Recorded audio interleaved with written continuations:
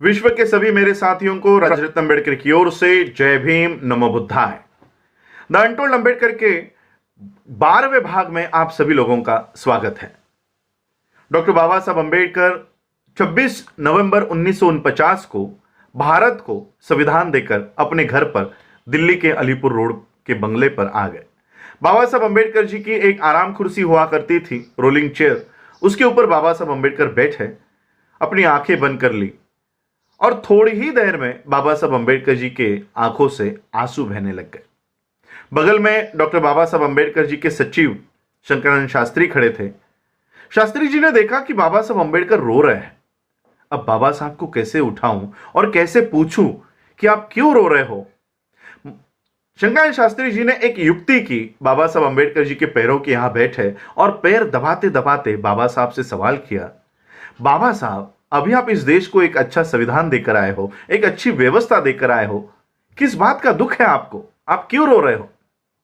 बाबा साहब ने आंखें खोली और शास्त्री से कहा कि शास्त्री, मैं मेरे जीवन के सफर को याद कर रहा था और इस सफर को याद करते करते मुझे मेरा बच्चा याद आ गया, मेरा बेटा, मेरा सबसे प्यारा बेटा राजरत्न मुझे याद आ गया। 2.5 साल की उम्र में इसे डबल निमोनिया हो गया था। उस समय डॉक्टर बाबा साहब अम्बेडकर जी की आर्थिक हालात कुछ अच्छी नहीं थी। बाबा साहब अम्बेडकर उस समय वकीली किया करते थे और ऐसे हालातों में बाबा साहब अम्बेडकर जी का यह बेटा, इसे डबल निमोनिया हो गया था। जुलाई 1926 में इसे डबल निमोनिया हो गया था और बाबा साहब अम्बेडकर हाईकोर्ट में, बॉम्बे हाईकोर्ट में एक केस के संदर्भ में गए थे। माता रमाई ने देखा कि राजरत्न का बुखार बढ़ते जा रहा है। माता रमाई ने बाबा साहब के कार्यकर्ता से कहा कि बाबा साहब जहां कहीं पर भी हो, उन्हें तुरंत घर लेकर आओ। यह कार्यकर्ता हाईकोर्ट पहुंचा और हाईकोर्ट पहुंचने पर बाबा साहब को संदेशा दिया कि बाबा साहब, आपको तुरंत घर बुलाया है। बाबा साहब अपना सारा काम छोड़कर, बाबा साहब को पता चला क्या हुआ होगा, बाबा साहब ने उसी हाईकोर्ट के दरवाजे से, उसी हाईकोर्ट के प्रांगण से तांगा किया और बाबा साहब जिस चाली में रहा करते थे, उस चाली के सामने आकर यह तांगा रुका। 10 बाय 10 का बाबा साहब का मकान हुआ करता था। बाबा साहब ने जैसे ही इस मकान में प्रवेश किया, अपने बच्चे को अपने गोद में लिया। गोद में बाबा साहब अम्बेडकर इस राजरत्न को लेकर उसको खिला रहे थे और बाबा साहब अम्बेडकर जी की ही गोद में इस राजरत्न ने प्राण त्याग कर दिया। उस समय बाबा साहब इतना फूट फूट कर रो रहे थे। दीवार पर सर पटक पटक कर डॉक्टर बाबा साहब अम्बेडकर रो रहे थे। पूरे कार्यकर्ता, पूरे चाली के लोग बाबा साहब को देख रहे थे। एक बच्चे की तरह बाबा साहब रो रहे थे। बाबा साहब को कैसे शांत किया जाए। बाबा साहब का बचपन का दोस्त मालू आगे आया। बाबा साहब को बहुत परिश्रम के बाद बाबा साहब को शांत किया। शांत करने के बाद एक कार्यकर्ता ने बाबा साहब से सवाल किया कि बाबा साहब, अभी रीति रिवाज के अनुसार पिता के पैसों से बच्चे के शरीर पर नए कपड़े लाने होते हैं, कफन लाना होता है, ये सारा साहित्य लाने के लिए पैसे दीजिए ताकि हम राजरत्न का अंत्यविधि कर सके। बाबा साहब के कानों पर जैसे ही ये शब्द पड़े, शांत हुए बाबा साहब फिर से फूट फूट कर रोने लग गए। बगल में माता रमाई खड़ी थी। माता रमाई को पता चल गया कि इस रोने की वजह कुछ और है।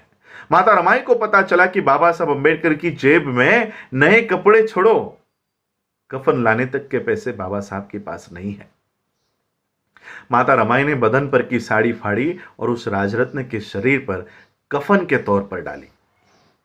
यह बात डॉक्टर बाबा साहब अम्बेडकर जी को 26 नवंबर 1949 को भारत को संविधान देने के बाद याद आ गई। बाबा साहब शास्त्री से कहते कि शास्त्री एक समय था कि मेरा बेटा, मेरा बच्चा राजरत्न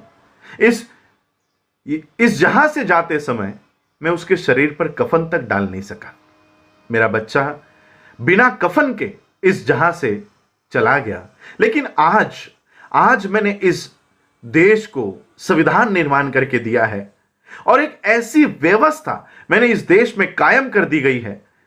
इस देश में ऐसी व्यवस्था मैंने कायम कर दी है कि मेरा आने वाला हर एक राजरत्न, चाहे वो हिंदुओं का हो, चाहे वो मुस्लिम हो, चाहे वो क्रिश्चियन हो, चाहे वो जैन हो, चाहे वो बौद्ध हो, इस देश में पैदा होने वाला हर एक राजरत्न ये सूट बूट टाई कोट में जन्म लेगा, ऐसी व्यवस्था मैंने इस देश को दे दी है। और बाबा साहब ने ये बात 26 नवंबर 1949 को संविधान देने के बाद कही। और बाबा साहब का संविधान इस देश में सभी लोगों को, सभी वर्ग के लोगों को, सभी जाति, सभी धर्म के लोगों को अपनी प्रगति करने का एक मौका देती है और सूट बूट टाई कोट में लाने की व्यवस्था करती है।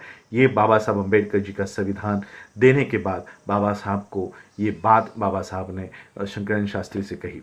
आप लोगों ने मुझे सुना, उसके लिए आभार, धन्यवाद। जय भीम, जय भारत, जय बुद्ध।